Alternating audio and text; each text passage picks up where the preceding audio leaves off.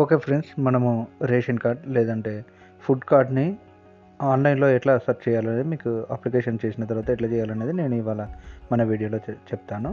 ఇది వచ్చేసి గూగుల్లోకి వెళ్ళాక ఎఫ్ఎస్సి అప్లికేషన్ స్టేటస్ అని మీరు బ్రౌజర్లో కనుక సెర్చ్లో టైప్ చేసిన తర్వాతకి మన కింద ఎఫ్ఎస్సి అప్లికేషన్ స్టేటస్ సెర్చ్ అని వస్తుంది.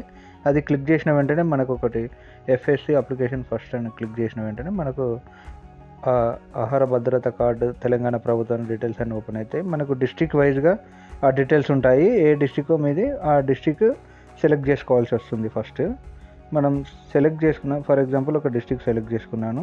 ఆ తర్వాతకి మనకు మీ సేవ నెంబర్ అని ఉంటుంది. ఒకవేళ మీ దగ్గరలో కనుక మీ సేవ నెంబర్ ఉంటే మీ సేవ నెంబర్ అనేది ఏదైతే వైట్ కాలం బాక్స్ ఉందో అందులో ఎంట్రీ చేయాలి. లేదు అప్లికేషన్ నెంబర్ ఉన్నదనుకోండి, మీ దగ్గరలో అప్లికేషన్ నెంబర్ కనుక ఉంటే ఈ అప్లికేషన్ నెంబర్ డీటెయిల్స్ కూడా మనం ఇక్కడ ఎంట్రీ చేసామనుకోండి, మన డీటెయిల్స్ అన్నీ ఓపెన్ అవుతాయి.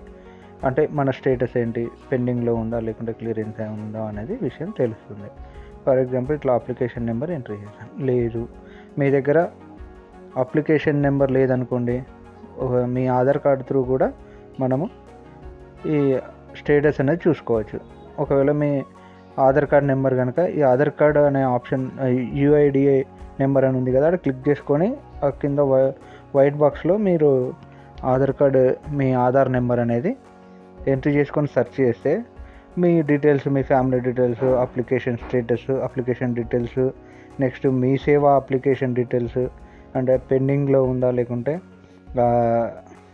అప్రూవల్ అయిందా రిజెక్ట్ అయిందన్న ఇన్ఫర్మేషన్ అనేది ఇక్కడ మీకు డిస్ప్లే అవుతుంది. అట్లనే మీకు ఫ్యామిలీకి సంబంధించిన డీటెయిల్స్, అంటే మీరు ఎంతమంది అప్లికేషన్ చేశారు అనే విషయం అనేది ఇక్కడ తెలుస్తుంది.